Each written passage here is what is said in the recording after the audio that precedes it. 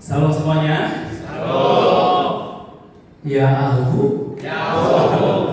Aku salah ya. Salam semuanya. Apa kabar hamba Tuhan yang luar biasa?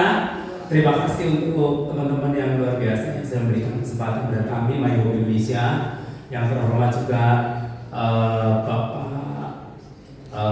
Kadis Pangan ya, yang mewakili, dan juga Ketua LOB Bapak Pendeta Avo yang sudah memfasilitasi kami hingga berjalan dengan baik di tempat ini, dan juga rekan-rekan semua hamba Tuhan dan juga Ketua Muki yang sudah hadir. Dan luar biasa tepuk tangan buat Nia Selatan.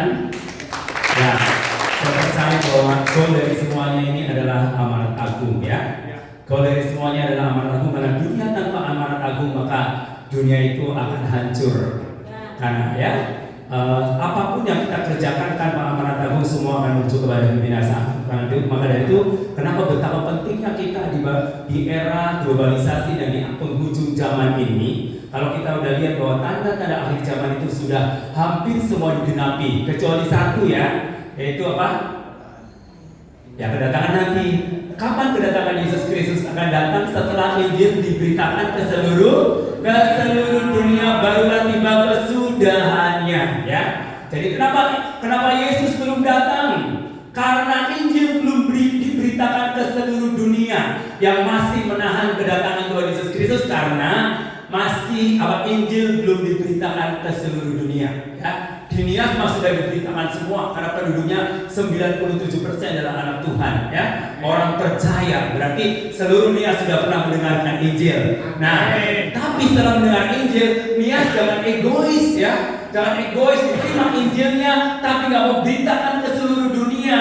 Makanya kalau dulu Nias kenapa bisa bertobat, bisa ada Injil, karena ada seorang misionaris yang rela memberikan waktunya, hidupnya, bahkan mungkin nyawanya untuk datang ke kota Nias atau daerah Nias. Mungkin Nias dulu pada waktu misionaris datang ke tempat ini yang dari Jerman itu nggak seperti sekarang. Mungkin alat transportasi, jalan atau infrastruktur belum seperti ini. Tapi dia datang dari Jerman hanya untuk jiwa-jiwa Nias, sehingga sampai saat ini terjadi satu kebangunan rohani di Nias. 97% penduduknya adalah anak-anak Tuhan.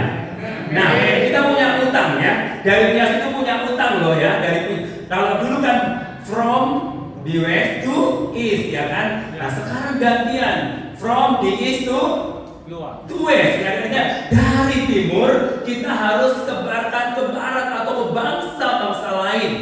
Bangsa-bangsa lain, Indonesia aja masih belum semuanya. Nah, itu terlalu egois kalau bilang mikirin Indonesia terus. Betul, nggak salah kita mikirin bangsa Indonesia atau suku-suku bangsa Indonesia. Semua kita kerjakan, baik yang ada di Indonesia ataupun yang di bangsa-bangsa. Alkitab berkata bahwa mintalah kepadaku, maka bangsa-bangsa akan kuberikan kepadamu. Artinya bahwa ini saudaraku, ketika kita mengerjakan Indonesia dan kita menabur bangsa-bangsa, maka Tuhan itu juga akan terjadi buat Indonesia. Siapa yang menabur bangsa, dia akan jadikan bangsa. Ya. Jadi, saudaraku, kenapa kita perlu memberitakan Injil bukan hanya dari Indonesia ke Indonesia, tapi dari Indonesia ke bangsa-bangsa. Makanya kita berharap dari kantong-kantong Kristen ini bangkitnya para misionaris-misionaris muda untuk terjun ke dunia misi atau terjun di dalam gelombang Tuhan besar di akhir zaman. Karena di penghujung akhir zaman ini apa yang harus kita persembahkan kepada Tuhan? Yes, jiwa-jiwa. Apalagi sih yang mau dipersembahkan kepada Tuhan? Kebanggaan dan sukacitanya Tuhan, bukan rumah mewah saudara, bukan mobil yang keren, bukan ya, bukan jam tangan yang mahal, bukan. Yesus tidak pernah bersorak-sorai ketika engkau pakai jam tangan seperti Ahmad Saroni yang miliaran rupiah, ya.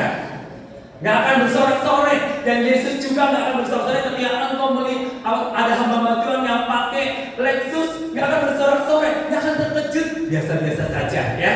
Dan Yesus atau Tuhan juga akan bersorak-sorai ketika melihat rumah mewah yang gedung yang keren banget, mungkin berlantai 3 lantai, 4 lantai. Tidak, saudara, tetapi Yesus dan malaikat di surga akan bersorak-sorai dan bersuka cita ketika satu orang, satu jiwa diselamatkan. Amin.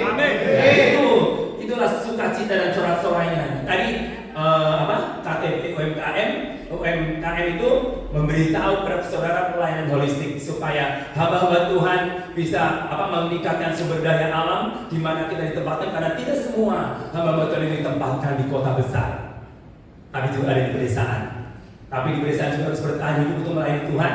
Makanya diperlengkapi dengan UMKM, ya, supaya tumbuh bersama, jasmani makmur, rohani juga makmur. Amin. Jadilah tanda'mu di bumi seperti di surga. Itu kan doa Tuhan Yesus Kristus, ya, supaya di bumi terjadi seperti di surga. Dan kapan surga itu terjadi? Surga itu diciptakan oleh diri saya dan saudara di muka bumi ini, yaitu damai sejahtera, sukacita, kelimpahan, berkat yang luar biasa. Untuk apa? Menunjang pekerjaan Tuhan, sehingga tidak ada hamba-hamba Tuhan yang notabene mengalami kelaparan karena tidak ada makanan. Padahal Tuhan sudah siapkan sumber daya alam yang sangat melimpah di bumi pertiwi ini. Bahkan ada lagunya Gus Plus, ya, bukan apa? Bukan lautan, hanya kolam susu. Bayangin, tongkat dan batu jadi tanaman. Betapa subur makmurnya Indonesia. Jadi kalau sampai ada hamba Tuhan yang kelaparan ada di Indonesia, berarti aku akan katakan MALAS. Ya malas, ya kan? Barang siapa tidak bekerja, janganlah ia makan. Kalau nggak bekerja, janganlah makan. Oke, saudaraku, Gate 30.23, apa artinya Gate 30.23, ya? Kata Gate jadi kata go, evangelism, transformation. Pergilah, dengan Injil itu diberitakan, maka akan terjadi transformasi. Karena hanya Injillah yang bisa mentransformasi seseorang. Preman akan tetap menjadi preman, koruptor akan tetap menjadi koruptor, pezina akan tetap menjadi pezina, pencuri akan tetap menjadi pencuri, penjahat akan tetap menjadi penjahat. Kalau tidak disentuh Injil, dia tidak mengalami perubahan. Karena Injil adalah kekuatan Allah yang menyelamatkan manusia. Injil adalah kekuatan Allah yang mengubah hidup seseorang dari jahat menjadi berkenan di hadapan Tuhan. Contohnya saya, kalau bukan karena Injil, mungkin saya sudah menjadi orang yang radikal. Karena dulu saya itu paling benci sekali sama orang Kristen. Saya punya teman orang Kristen waktu di kelas 5 SD, dan saya lihat orang Kristen ada di di lembah, saya di atas di bukit, dan dia di sungai, dan saya lempar dengan batu, kepalanya bocor, ya. Karena saya tidak suka dengan orang Kristen, ya. Tetapi ketika saya bertemu dengan Injil itu, saya mendengarkan Injil dari usia 12 tahun, yaitu dengan peristiwa kakak saya.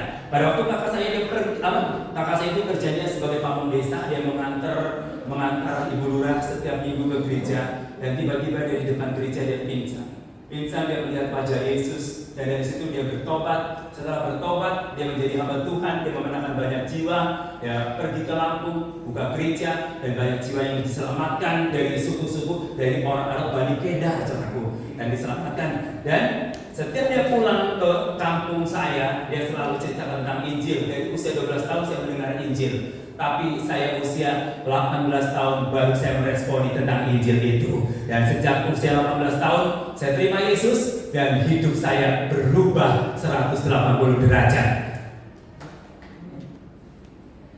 Kok tepuk tangannya tuh sih? Kayaknya itu kalau saya cerita, saya punya mobil mewah, saya punya uang miliar, pasti udah sekali. Karena manusia itu pada umumnya konotasinya ini materi yang selalu jadi fokus. Materi dan materi. Semua orang butuh uang, tapi uang bukan segala-galanya. Ya, walaupun Kostus nyanyi kan, hati senang walaupun gak ada uang. Itu benar atau bohong? Bohong, ya. Kalau gak ada uang pasti sakit lah kepalanya, ya. Makanya bapak-bapak, kalau istri-istrimu sakit, ibumu sakit, gak usah dibawa ke dokter, mahal biayanya. Tempel aja uang 100 ribuan 5 gepok, langsung sembuh. Turun demamnya, ya. Turun demamnya, oke. Ya, oke, lanjut.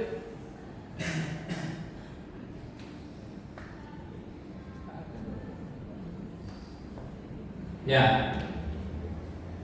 Sending 30.000 misionaris, ya, ke bangsa-bangsa sampai tahun 2033. Itulah, ya, visi daripada DEC 3233. Kenapa sampai tahun 2033? Nah, bukan berarti nanti Yesus datang tahun 2033, bukan. Karena kita nggak tahu kapan Yesus datang. Kita hanya berjaga-jaga saja. Cuma di kurun waktu di tahun 2033 itu berarti usia gereja sudah menginjak usia yang berapa? 2000. Usia yang ke-2000, ulang tahun gereja yang ke-2000 tahun. Apa yang harus kita persembahkan kepada Tuhan Yesus Kristus dari Nias Bangkit, misionaris yang akan pergi ke bangsa-bangsa untuk menyelamatkan jiwa-jiwa yang terhilang. Amin. 30.000 misionaris. 30.000 misionaris itu tidak bisa dikerjakan sendiri. Kita harus bekerja sama dengan lembaga-lembaga misi. Kita bekerja sama dengan gereja-gereja, denominasi, karena amanat agung itu bukan doktrin gereja. Amanat agung itu bukan hanya program gereja, tapi amanat agung itu adalah perintah Tuhan yang wajib dilakukan oleh semua orang percaya. Jadi bukan hanya pendeta-pendeta yang